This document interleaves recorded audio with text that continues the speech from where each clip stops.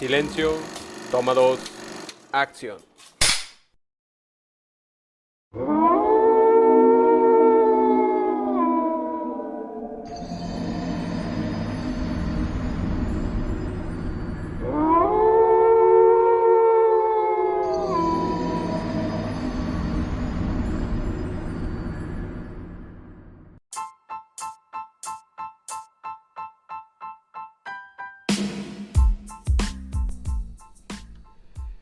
Un episodio más, este episodio más terrorífico porque estamos en las épocas de Halloween, de Día de Muertos, de todas estas festividades que de cierta manera también son agradables, ¿no? O sea, llegar a esta época del año, el otoño, Sí. como el ambiente que vives en torno a todo esto, tanto digamos que la festividad extranjera Sí. como la nuestra, ¿no? Que ya empiezas a ver calabazas y catrinas, ¿no? Por todos Sí, lados. como que empieza esta parte de también que están en festividad en las casas, ¿no? Que se empiezan a adornar como nunca en el año, ¿no? Empieza lo de Halloween, como dices tú, de repente hay algunas cositas del Día de Muertos y ya muchos directamente entran y la conectan con la Navidad, ¿no? Así de, órale, ya vamos adornando la casa de Navidad. Y entonces el cierre de año se viene con esta temporada, que para mí es como mi temporada favorita, que es el otoño. Se siente un mejor ambiente, se siente un mejor clima. Y hasta antes de la pandemia, pues era una época con muchos festivales aquí en México, con muchas presentaciones. ¿Por qué? Porque terminaba el verano cálido en Estados Unidos, entonces todas las bandas empezaban a bajar a Latinoamérica y entonces lo que era octubre y noviembre eran conciertos, festivales, más conciertos, presentaciones, etcétera, etcétera. Y ya, ahí es lo que lleva para nosotros octubre y noviembre. Ahora no hay nada. De hecho, se supone que... Apenas, ¿no? Empieza... Sí, este 30 de noviembre iba a tocar Dead Can Dance por enésima ocasión. Lo estaban ahí posponiendo y todo. Ya anunciaron oficialmente que la gira europea va a empezar en el verano del 2023. Yo ya pedí ahí el reembolso de mis boletos y ya dije, no, pues ya, nos veremos ahí en el 2023 a ver qué ondas, ¿no? Sí, entonces, bueno, regresando al tema, que también propiciaba como el concierto pues de motivos, como ya decimos, ¿no? Día de Muertos, de Halloween, ¿no? Y todo eso. Entonces, pues bueno, ahora sí que para seguir poniéndonos tenebrosos con historias de terror, ¿no? Porque luego ya ves que hay varios podcasts por ahí, ¿no? O programas todavía de radio, a quien escucha radio, de hablar de anécdotas, de historias, todo eso, ¿no? Sí. Bueno, nosotros no vamos a poner anécdotas porque, no sé tú, pero a mí nunca me ha pasado nada. Fíjate que yo, sí, por ahí estaba hablando con uno de los podcast escuchas ahí entre semana. Yo desde más joven sí tendía mucho a hacer como rituales y ritos y así como para hacer, sí, funcionaban algunas cosas. Digo, no es el tema aquí en la mesa, ni voy a sacar los episodios que llegué a tener, pero sí llegué así como a hacer 2, 3 cositas así como medios paganas. Y sí sentía de repente vibras, o sí se movían cosas, o sí se encendían por ahí algunas llamas de algunas velas de manera más fuerte. O sea, sí, yo llegué a tener señales. Precisamente por este mismo situación, ya les había dicho yo en episodios anteriores de que a mí el cine de terror no me gusta, porque luego de repente se abre una puerta en la que mi mente se conecta y no sé si yo sea hipersensible para esas todas energías, pero yo sí me ha tocado ver, vivir, experimentar cosas paranormales. Entonces por eso a mí esas películas tan paranormales no me gustan. Sin embargo, y afortunadamente las películas que traemos el día de hoy, cabe mencionar que fue por recomendación de un podcast escucha, nuestros podcast escuchas internacionales, Quique Toribio, que nos está escuchando desde Chicago. Y entonces él dijo, sigan a la casa productora A24 o A24, como la quieran hacer. Ellos tienen como muy buen cine de terror, tienen muy buenas propuestas. Y dijimos, pues bueno, sin llegar a ser un back-to-back propiamente, pero vamos dándole una buscadita a esta casa productora, a ver qué hay. Entonces, nuestro especial de Halloween se va a centrar en encontrar 2 películas de las que vamos a hablar ahorita acerca de esta casa productora. Sí, y son 2 películas que, digamos, rompen el esquema actual y podría decirse ya tradicional que ha tenido el cine de terror, sobre todo hollywoodense, ¿no? Ajá. Que ya sigue una fórmula, ¿no? Esta fórmula de asustarte, ¿no? Claro. Está todo tranquilo y el sonido o la música ahí tal cual, ¿no? Para que Sí. brinques ahí en la sala de cine con las palomitas aventándolas a todos lados. Sí, que algún tiempo pudo haber funcionado, pues, Sí, pero como exacto, todo en la ¿no? vida, ¿no? O sea, lo llegan a repetir una y otra y otra y otra vez que termina por cansarte y hacerse un cliché, ¿no? Entonces, esta productora que es A24 Films es fundada en Estados Unidos hace no mucho, pues, fue en el 2012.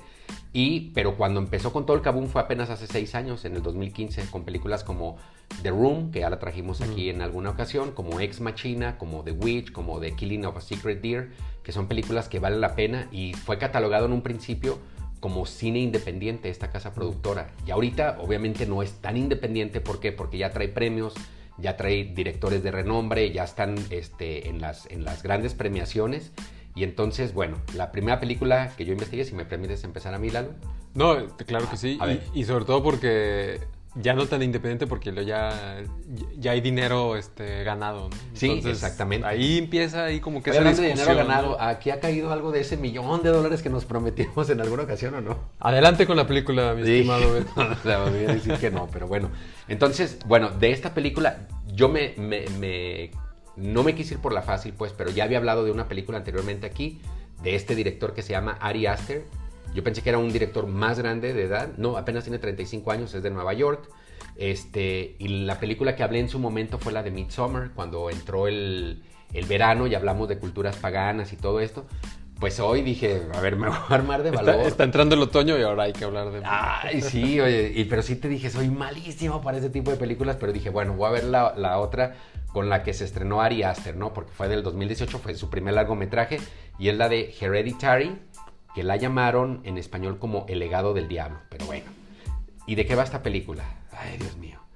Se centra principalmente en una familia muy pequeña, ¿no? Toni Collette, que interpreta a Annie, la mamá de esta familia pequeña, está casada con Gabriel Byrne, que interpreta el papel de Steve, que es el papá de la familia. Tienen 2 hijos, a Alex Wolff, que interpreta a Peter, y a Millie Shapiro, que interpreta a Charlie, que es como el personaje principal de la película, sí, ¿no? ¿Por qué? Porque tiene como una deformación, como que no termina de ser los cánones estéticos que nos presenta Hollywood de repente. Bueno, antes de empezar, Toni Collette, que ya había hecho varios papeles de películas de terror, ya había dicho y había prometido a los medios de comunicación, no vuelvo a hacer películas de terror. ¿Por qué? Porque ella también ya estaba tocando como algunas puertas que luego es muy complicado cerrarlas, que es entrar ahí al mundo del oscurantismo y todo esto. Exacto. Pero cuando le acercaron el guión de Hereditary, ella dijo, ay, no me puedo resistir, y ahora sí prometo que esta va a ser la última película de terror, y se la aventó, ¿no? Entonces, bueno, viene esta familia que está bañada de unos acontecimientos de mucha muerte, de mucha sangre, de mucho dolor. Fallece la mamá, fallece el papá de Toni Collette, pues estamos hablando de las abuelas, y empiezan a haber como muchas muertes en la familia. Es complicado como hablar de la película sin que se haga tanto spoiler, ¿no? Pero bueno, ¿qué es lo que se agradece como de esta película? En primer lugar, que no es como completamente de terror todo el tiempo. O sea, yo recuerdo estar viendo la película, la vi, te lo juro, con todo el dolor de mi corazón, porque soy malísimo para el terror, ya lo había dicho. Pero la primera mitad de la película, lo que viene siendo como 1:20, 1:30, no, parece que es una película como de lo más normal, como con mucho dolor. Pero una cosa que se agradece, que es lo que acabas de decir ahorita, Lalo, es por fin se ve en un cine de terror que le están poniendo arte. En la música, en la vestimenta, en la paleta de colores, en los guiones, en las actuaciones. Y entonces es algo como para mí, como que fue algo muy novedoso ver una película que directamente no entrara al terror y a las apariciones, ya que son las 3 de la mañana y se te va a aparecer ahí algo medio raro. Entonces yo le agradezco sí muchísimo a Ari Aster esta parte de que nos deje disfrutar la película, y ya cuando viene de la mitad hacia el final empieza ya ahora sí un desenlace ahí medio satánico y pagano, ¿no? Diferente a lo que sucedía, por ejemplo, en el cine de los 90s, que si tú te acuerdas, era una fórmula que ya funcionaba. Eran un grupo de adolescentes que estaban en la universidad, rentaban una casa, una mansión grandísima, iban 2 chicas buenísimas ahí en la película, que salían desnudas en algún momento de la película, que era el atractivo para lo cual mucha gente iba a ver estas películas, y era lo más sangriento que se pudiera hacer, ¿no? Con sustos baratos, etcétera, etcétera. Pues ahora A24 Films pues ya decidió dejar eso de lado y decir, vamos trabajando por un terror un poco más psicológico, ¿no? ¿Qué es la segunda situación que agradezco de la película? Que al final no termina siendo una película como tan diabólica, tan satánica, que esté hablando a fuerzas obscuras y a fuerzas como, que de esa parte en la que no me gusta, sino más bien se transforma como una película de, al igual que Midsommar, como de rituales paganos, como de religiones nuevas, como de culturas a las que no estamos tan acostumbrados, pero que seguramente existen, pero sin llegar al satanismo, sino llegando simplemente a llamar fuerzas de otra parte. Por ejemplo, otra de las cosas que ya sabes que yo de ahora estoy como también ahí muy clavadón en los colores.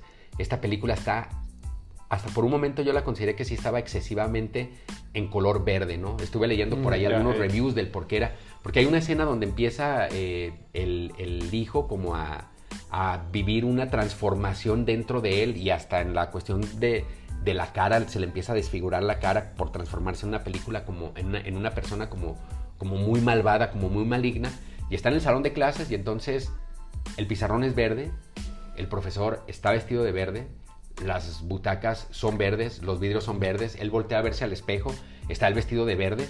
Entonces, bueno, cuando estén viendo esta película se van a dar cuenta que hay una escena que cuando Annie, que está interpretada por Toni Collette, está apenas como transformándose a esta parte de los rituales, se le cae una pintura verde sobre unos papeles que está ahí trabajando. Ella trabaja como unas figuras estas de miniatura y etcétera. Y entonces el color verde simboliza en esta película el despertar al culto, el despertar al paganismo, ¿no? Y entonces a partir de ahí la película se empieza a transformar en una lluvia verde completamente hasta el final de la película. Pero te repito, una película sin llegar a ser satánica, pero sí muy pagana, con unas religiones muy raras. Y son de las cosas que yo le agradezco ahí al buen Ari Aster. Sí, y que inclusive esas fórmulas que ya se han probado y que vienen desde los años 60 o 70, aquí agarra quizás esto que mencionabas del cine de adolescentes, ¿no? De presentar a dos chavillos ahí que andan haciendo las suyas. Porque pues precisamente los dos hijos de Annie, pues si recuerdas, y a los que vayan viendo la película, pues bueno, el niño, creo que es más grande que la niña, pero él ya está en el despertar adolescente, ¿no? Sí. Ya anda en la fiesta, quiere ir con las chicas, pues todo este ambiente ahí de preparatoria, ¿no? Uh-huh. Y la hija, la niña, pues está como más ensimismada, ¿no? Está callada, solamente observando todo el tiempo, ¿no? Entonces, como dices, la película empieza y comienza presentando a la familia una historia donde tienen sus secretos, ¿no? O sea, del por qué la mamá, y luego el hermano no se diga, ¿no? Después. Sí, y vienen con esta situación todavía como más generacional, ¿no? Porque la abuela muere casi al inicio de la película, de hecho con eso empieza, ¿no? Con esa muerte, y empieza a llegar como mucha gente que Toni Collette no conocía, pero que luego se da cuenta que es porque la mamá, o sea, la mamá de Annie, pertenecía a unos rituales ahí como muy paganos, muy oscuros, muy de esta situación. Entonces ya lo trae en la sangre desde generaciones anteriores de pertenecer a esta parte de oscuridad, ¿no? Y precisamente el terror que presentan durante toda la película está construido más sobre ideas y conceptos. Ajá. Y no sobre como el susto barato, pues. Claro. ¿No? Precisamente haciendo referencia a rituales, a tradiciones, como a cosas paganas, etcétera, ¿no? Sí. Entonces, esas son como de las virtudes que va teniendo la película conforme la vas viendo. Sí, definitivamente es lenta, o sea, como espectador le debes de tener la paciencia a lo que estás asimilando, porque así es una buena historia de cine, ¿no? Claro. No la que empieza y luego está el machetazo ahí. Lo rápido, ¿no? ¿verdad? La sangre directa. Fíjate, nada más ahorita que decías eso de Charlie, que es la niña esta, en la película creo que está representada por una niña como de 13 años. Entonces, a los 13 años, te digo, empieza la película cuando muere la abuela, no es spoiler, así esa es la primera escena de la película, y entonces tiene una plática muy tierna y muy bonita con su mamá en la cama cuando va y o sea, tú pensarías, pues va a llegar la mamá, la va a cobijar, van a tener un momento ahí como de madre e hija muy bonito, ¿no? Y Charlie le pregunta a su mamá, oye, ¿y quién me va a cuidar a mí? Y la mamá le dice, excuse me, así como, perdón, o sea, pues yo estoy aquí adelante, ¿verdad? Dice, ¿qué crees? ¿Que no puedo cuidarte a ti o qué? Y la niña voltea muy triste y le dice, sí, pero me refiero cuando te mueras. Entonces dices, ay cabrón, o sea, una niña de 13 años como teniendo esa plática con la mamá y la mamá ya no haya que responderle, o sea, simplemente dice, o sea, le da un beso o algo así y se retira. Entonces, como ese tipo de detallitos, pues, de que no es una película como muy simple, sino sí tiene como una profundidad ahí en todos sus personajes. Sí, de hecho hay como de las anécdotas de producción o del director, más del director, Ajá. que Ari Aster cuando era niño, y era niño, no era joven, veía escondidas la del cocinero, el ladrón, su mujer y su amante, de Peter Greenaway. Ok. Entonces, bueno, quienes hemos visto el cine de Greenaway, sabes cómo fotografía, los escenarios, todo muy encaminado a que te muestre ahí todo un bacanal de lo que va a suceder, ¿no? Y si haces esta referencia con Heredity, pues tal cual sucede, ¿no? Todo empieza, te lo está contando muy detalladamente, pausado, pero cuando la historia está llegando ya al tercer acto, que es como la parte final, Ajá. todo lo que empiezas a ver es, ¿no? O sea, sí. Toda la consumación de todos estos rituales paganos, sí. de todo lo que está sucediendo. Sí, que al igual que Midsommar termina como en una parte orgásmica de la película, por llamarlo de alguna forma, porque va como lento, como silenciosa la película y termina, bueno, en una explosión de paganismo que realmente es, o sea, vale la pena que esperarse hasta el final de la película por toda la explosión de paganismo que hay hasta el final, ¿no? Aparecen la abuela, el abuelo, los tíos, ahí como todos los ancestros que estaban por ahí perdidos, ¿no? Así es. Pues bueno, entonces, a ver, ¿qué película buscaste tú ahí en esta A24 Films? Pues, bueno, ahora otra que tienen ahí en su catálogo, que ahorita la mencionaste también, es La Bruja, de Witch. Ah, ok, sí. Y esta película, lo interesante es que si bien hemos conocido siempre a mejor entre líneas o en Wikipedia o en documentales de estos canales históricos, cómo surgen las tradiciones de Halloween y todo esto en Estados Unidos, ¿no? Ajá. Y que, bueno, sabemos que las colonias que llegaron traían sus propias referencias europeas, sumado a los cuentos locales de los indios y la fusión, etcétera, bla, bla, bla, pues se llega a consumar estas historias, ¿no? Y a transformarse y reinventarse, etcétera, ¿no? Sí. Entonces, La Bruja, de cierta manera, va dirigida en esa línea porque es una historia no en la actualidad, sino como en el siglo XV o algo así. Sí. Como en el siglo XVIII. Y va presentando la historia de una familia que, de igual manera, o sea, primero empezamos a ver como el trasfondo de ellos, han sido desterrados de donde están, se abocan a vivir en el bosque, con sus, digamos que muy al estilo granjero, ¿no? Pues aquí nuestros animalitos, mandan a los chiquillos pues a lo mejor a juntar la siembra, o sea, como toda esta actividad. Sí, me recordó, ¿sabes cuál? Tú habías traído también un episodio, una película de Viggo Mortensen, no recuerdo ahorita el título, Captain Fantastic, ¿no? Creo. Sí, así es. Que viven en el bosque y es lo que el bosque y la naturaleza les dé y con eso van a vivir, ¿no? Más o menos me recordó, pero ahora en onda de terror, ¿no? Sí, exacto, y más sobre todo porque ubicada en el siglo, o en estos años de 1600. Fue en 1630, exacto, sí, de hecho la película la van a encontrar como The Witch, pero no con W, sino con W, entonces a lo mejor no les va a arrojar a la primera el resultado como The Witch. ¿Y por qué era? Porque en aquel entonces no existía la letra W, entonces se utilizaba la W como tal, así tal cual, BB, entonces por eso la película la van a encontrar como The Witch. Entonces, la historia empieza a avanzar en ese sentido. Parte del plot de la película es que luego el hijo por ahí se termina perdiendo. Uh-huh. Y la hermana, la niña, es la que está ahí como haciendo la búsqueda y viendo qué pasó o qué está sucediendo. Que cabe mencionar que para mí fue el papel por mucho el principal, ¿no? El de Ahí, Anya Taylor-Joy. Exacto. Que aparte me parece que es una adolescente increíblemente bonita, ¿no? De hecho, tiene una serie muy famosa en Netflix. La de... que es como una muy fregona para jugar el ajedrez, ¿no? Gambito se llama. Gambito, exactamente. La van a ubicar como Gambito, que en Gambito no me llamó tanto la atención, pero en esta película de Witch, sí, la verdad, aparte del papelazo, pues, luce muy bonita, ¿no? Sí. Como una niña muy tierna. Y bueno, me faltó mencionar, tú empiezas muy ordenado hablando del director, los actores, y yo empiezo así como de un lado Un y de desorden otro. ahí, ¿no? ¿verdad? Órale, ahí Me lo voy faltó a mencionar que la película es de Robert Eger, Ajá. Que- El director del Faro, ¿verdad? que es el director del Faro, que Exacto. bueno, es más reciente esa, Ajá. es de sus producciones más nuevas. Que la del Faro la catalogaron como película de terror también, ¿no? Sí, Eso es exacto. raro. No es como tan terror, pero bueno, ahí Podría está ser el como dato. más un terror psicológico. Sí, puede Entonces- ser, pero no me pareció tanto.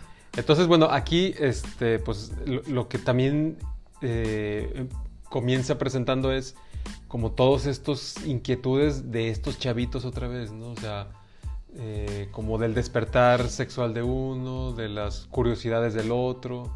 Bueno, acuérdate también que en esta etapa de adolescencia, digo, no sé qué tan popular sea ahorita, pero yo recuerdo estando en la secundaria, todos en mi salón llegamos a jugar a la Ouija, así, Ah, ya, agárrense de las manos y ahorita vamos a jugar todos, y todos la vamos a tocar y nadie se va a zafar, ¿no? Entonces era muy común en aquel entonces ese despertar de mover un vaso y de que Exacto. tener ahí la Ouija comunicándose con alguien más, etcétera.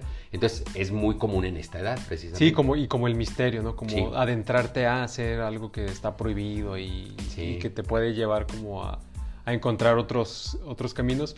Y también aquí lo interesante de la película, comparten de la misma estructura, o sea, realmente las dos Sí. películas, cine de autor, el director, toda la libertad creativa, Sí, no. no hay una estructura del cine comercial de, ya te asustaron, ¿no? Ya Claro. no. Muy pausada, también hay que tenerle paciencia a esta película de la bruja, porque te va llevando. Y también comparte el mismo esquema de estar representando situaciones como paganas, pues, ¿no? Sí. Hay un culto, hay como estos rituales de que en una cabaña encuentran ahí pues a lo mejor la cabeza de un chivo ahí todo. Sí, que de hecho el pasado, cartel de la película es una cabra negra, Sí. tiene un papel muy principal, muy fundamental esta cabra negra dentro de la película, Exacto. pero sí esta fíjate que sí tiene toques desde mi punto de vista como más satánicos, como más Sí. de la magia oscura, como de los espíritus ahí como negros, como oscuros, ¿no? Más que la de Hereditary. Exacto, porque para mí lo que le da como ese plus es situada en la época de cuando se gestan estas historias, pues, ¿no? Aparte la hace lucir como todavía más tenebrosa, por llamarlo de alguna forma, porque cabe mencionar que esta familia que vive ahí en el bosque es ultra conservadora. O sea, sí. se levantan y rezan y le dan gracias a Dios. A la hora de la comida agradecen a Dios. Al momento que se mete el sol, rezan y le piden a Dios. Cuando agarran un animal, le vuelven a agradecer. Todo el rato es como mucha religión, mucho cristianismo. Son ultra devotos de religión. Y al final, cuando viene toda esta transformación hacia las fuerzas oscuras, sí medio te saca de onda, ¿no? Sí, tan así que inclusive cuando ya empiezan a sospechar, hasta hacen así como el ritual de aléjate de aquí, espíritu malvado, ¿no? Y así. Sí. Entonces, eso es lo que creo que le da el tono interesante a la película. Ujú. Y recuerda todas estas novelizaciones o historias como de las brujas de Salem, ¿no? Ujú. Todas estas historias que son como cuentos, ¿no? Norteamericanos. Sí, Que a lo mejor aquí, ya tropicalizados, claro. pues tenemos a La Llorona, ¿no? Como el cuento de Ok. ahí en Michoacán, que se aparece ahí, etcétera, ¿no? Entonces, Sí, que bien pudiera ser un buen tema para hacer algo serio, ¿no? Exacto, y algo Porque bien, Si ¿no? ahorita dices La Llorona, muchos como que se ríen y, sí, La Llorona. Cuando era niño me asustaba, ¿no? exacto. Pero pudiera darse ahí un tema serio, ¿no? así es. Fíjate, cuando yo estaba viendo todos los galardones y todo lo que tiene esta película de The Witch,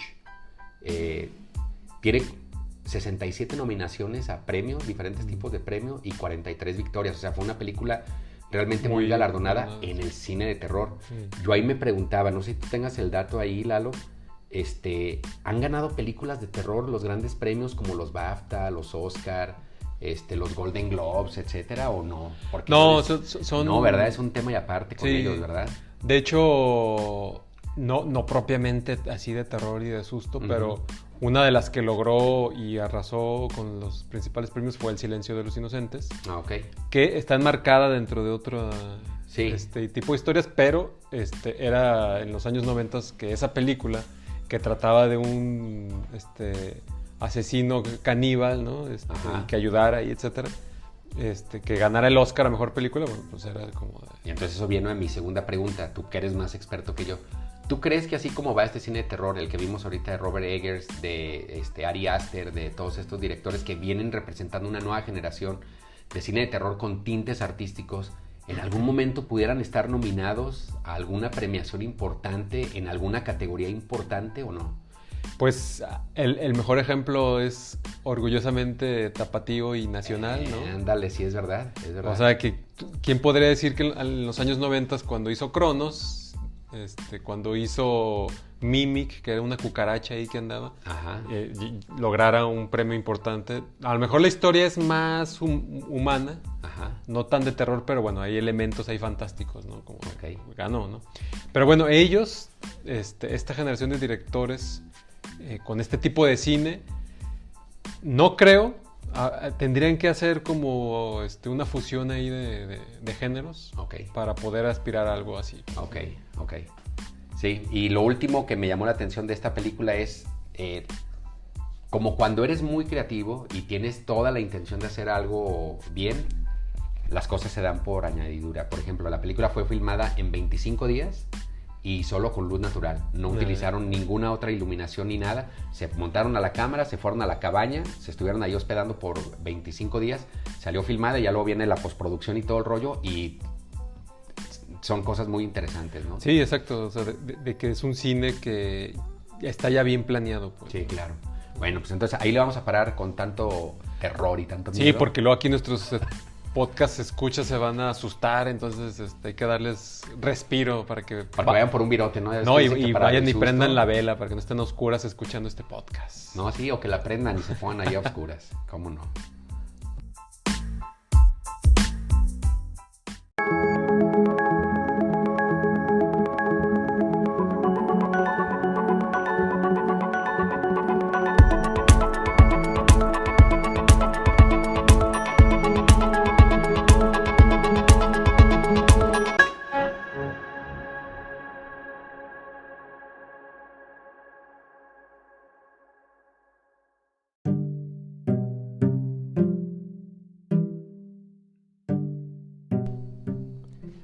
Pues no se asusten, este podcast, aunque es de terror, estamos procurando que vayan y prendan la vela para que no estén a oscuras. Que si lo hacemos como el terror que acabamos de recomendar ahorita, está bien, porque la primera mitad es como pausado, lento, como para disfrutar, y el cierre va a venir como con todo. Sí, y ahorita la que voy a mencionar, es más, ya no la van a querer ver de tan asustados que van a estar. A ver, ¿cuál? No, ahorita que mencionabas el cine de los 90s y con la fórmula que se dio en esa época, de hecho, si recordarás, estaban las de Sé lo que hicieron el verano pasado, y Scream y todo eso, ¿no? Sí. Que todos las vimos, ¿no? Sí, no nos hagamos, todos las vimos. De hecho, las de Scream tienen su gracia, pero eso lo podemos hacer en otro momento.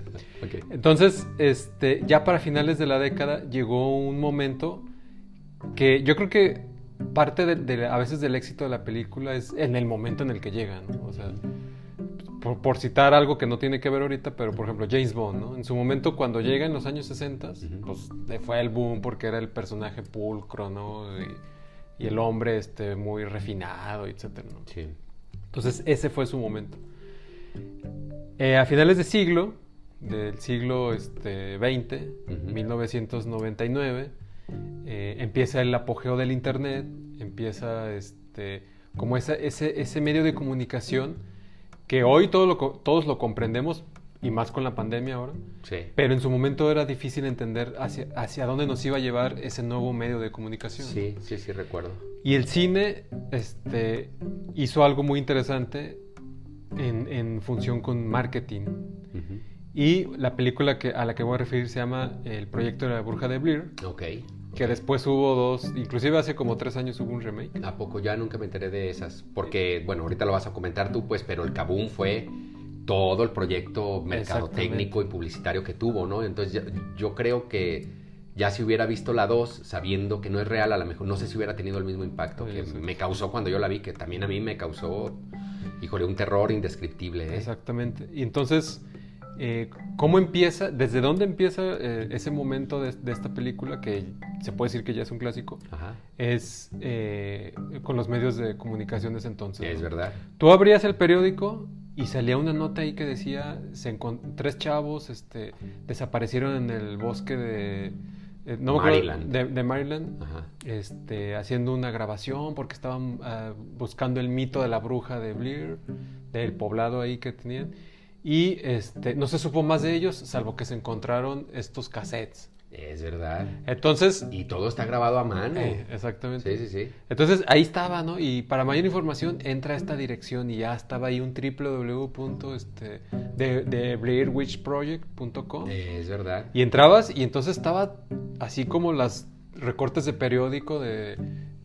Como una nota periodística. Exacto, tal ¿no? cual, o sea... Desaparecieron, la última vez que se los vio en tal fecha, etcétera, ¿no? Obviamente detrás de esta campaña de publicidad o de marketing de la película, Ajá. pues decía, y lo único que se encontró es este material, ¿no? Ajá. Acude al cine a verlo, algo así, ¿no? Sí. Entonces empezaba a promocionarse como el falso documental, Ajá. que es la película.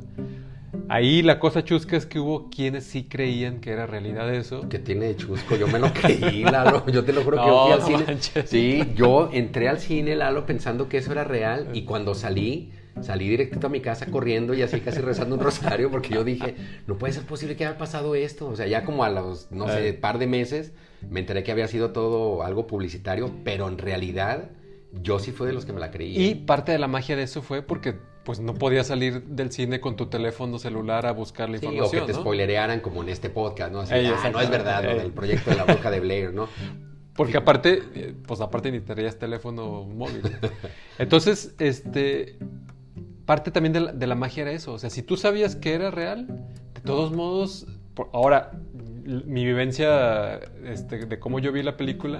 Según tú como adulto, ya sabiendo... Yo ya todo, sabía ¿verdad? que era, Ay. pero aún así, yo también salí del cine y dije, no manches, o sea, es espeluznante la historia de Sí, esta leyenda de la sí, bruja de Blair. Sí, la verdad es que sí, fíjate, simplemente en el último libro que sacó Stephen King, que todo el mundo lo conocemos, gran escritor de libros de terror, él en la parte del prólogo escribió: la primera vez que vi el proyecto de la bruja de Blair, estaba en el hospital y estaba drogado, pues con los anestesias que ahí le pusieron y todo. Entonces mi hijo trajo una cinta VHS y dijo, tienes que ver esto, papá. Lo que hice fue, la vi, a la mitad de la película le dije, apágalo, es demasiado freaky. Y no la pudo terminar de ver. O sea, y eso lo tiene Stephen King, uno de los grandes escritores de terror, que esta película, La bruja de Blair, que para muchos ya ahorita se transformó como en un cliché y en una broma, y como lo que tú estás haciendo ahorita, lo de decir, yo siempre supe que no era real y no sé qué, y nos catalogan a los que caímos en el gancho como así como medios menzones, ¿no? Pero en realidad sí la consideraría yo como una película de terror tal cual, ¿no? De clásica, Exacto. más bien.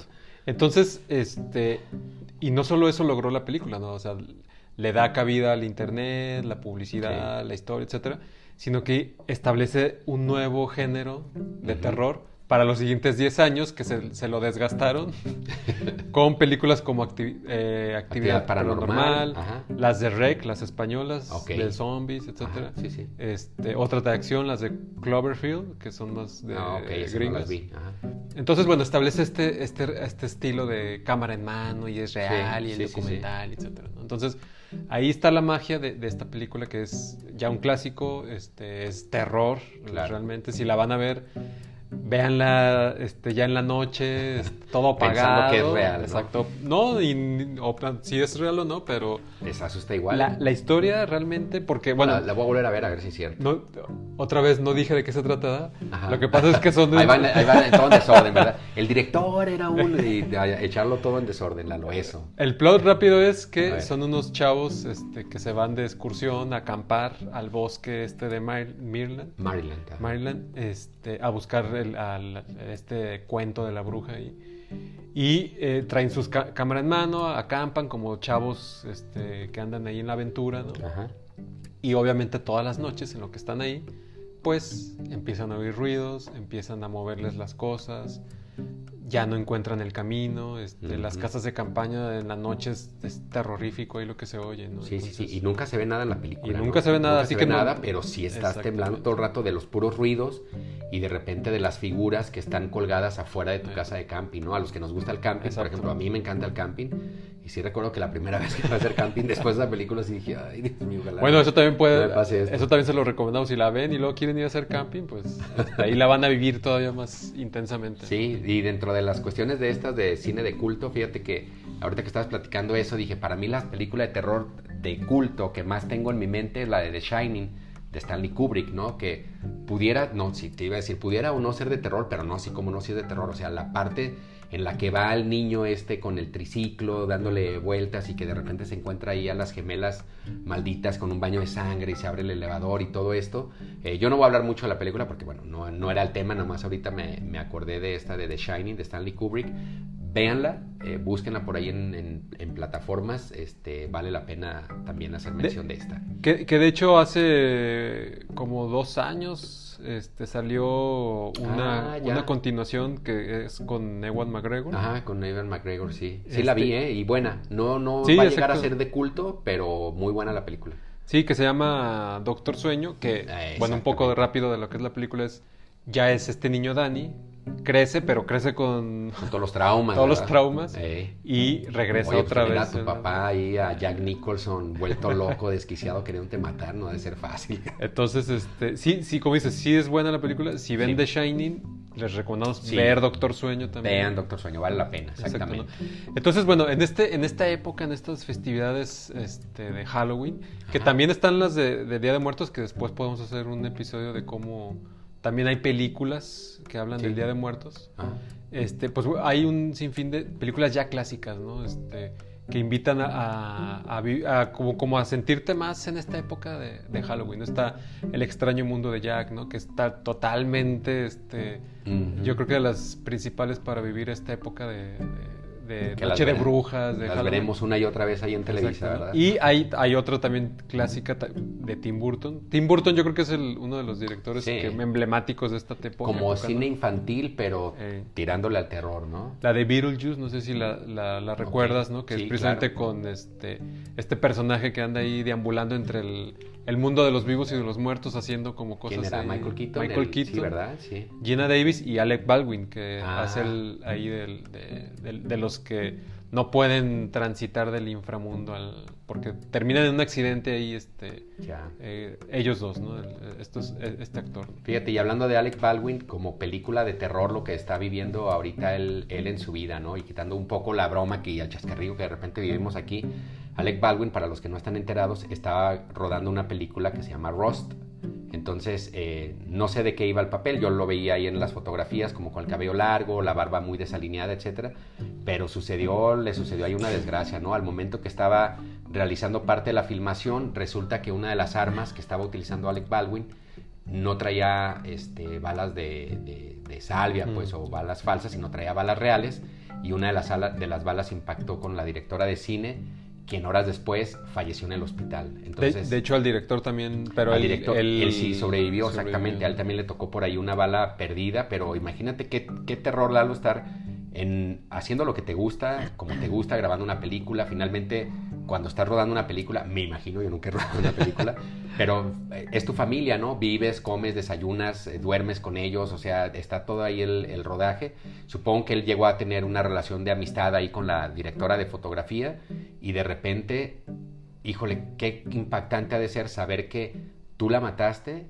Y yo por ahí leí la noticia, el mismo Alec Baldwin fue el que le dio la noticia al esposo de que había fallecido esta directora de cine por causa de él, ¿no? O sea, tan terrorífico está sucediendo la historia después de que Alec Baldwin en la temporada pasada de Saturday Night Live, los que vemos este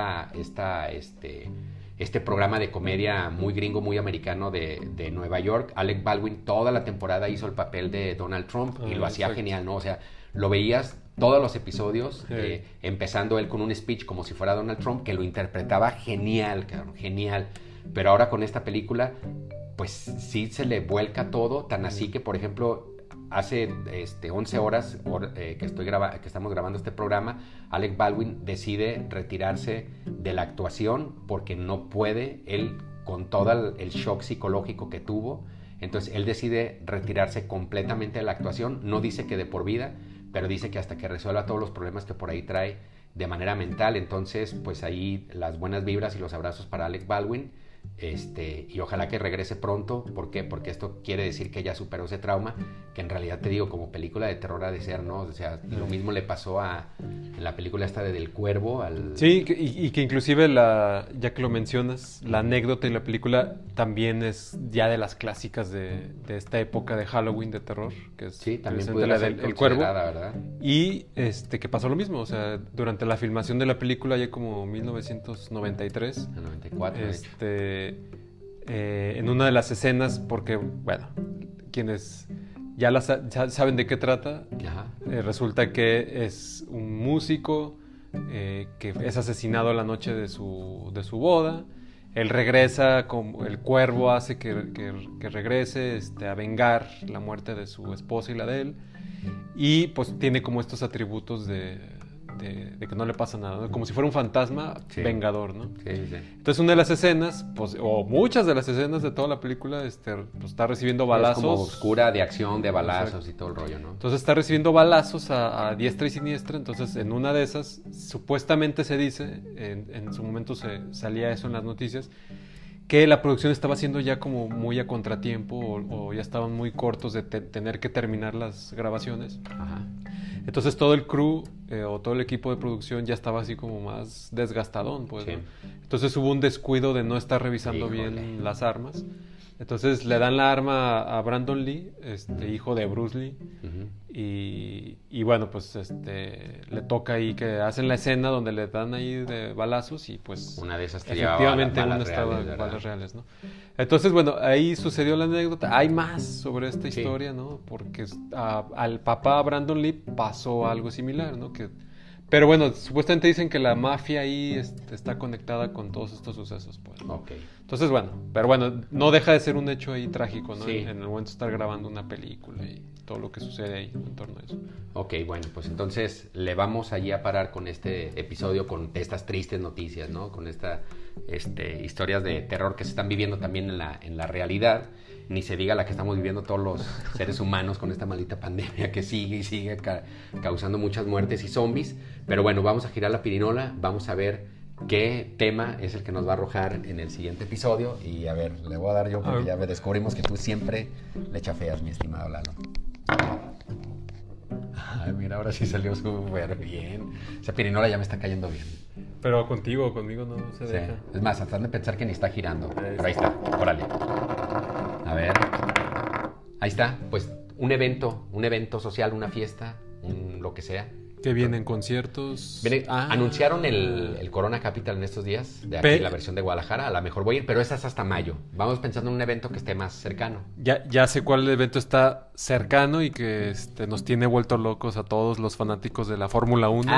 El Gran Premio de México. Ándale, pues parece, ¿no? va, me parece. Vamos grabando algo a raíz de pues, las carreras de autos, automovilismo, refacciones, algo que tenga que ver ahí con el mundo de los autos, ¿no? Sí, porque tengo por ahí una en mente. Es interesante, ¿no? También cómo evolucionó todo esto, ¿no? Del automovilismo y que el cine lo ha reflejado bien, pues, ¿no? Y si bien es cierto que yo le había comentado también que soy yo nuevo fanático, pero me considero como con mucho conocimiento de la Fórmula 1, pero creo que Checo nunca había llegado como con tantas oportunidades de hacer algo en nuestro país, ¿verdad? Hay una gran expectativa por eso, por saber qué va a pasar el próximo 7 de noviembre. 7 de noviembre, ok. O sea, estamos hablando que sería como en 8 o 9 días. Así es. Entonces, hay que prepararnos. Lo grabamos después del... Es más, vámonos a Ciudad de México y allá lo grabamos en el autódromo. Y buscamos que Checo nos dé ahí un saludo. Órale, pues, ya está. Entonces, ahí le vamos a parar. Gracias por escucharnos. No se olviden de seguirnos por redes sociales, Instagram, Facebook, Twitter todavía no tenemos, pero bueno, y en todas las plataformas de podcast como @Toma2 Podcast de Cine y dejen sus comentarios ahí, ¿vale? Gracias, Lalo. Gracias, Beto.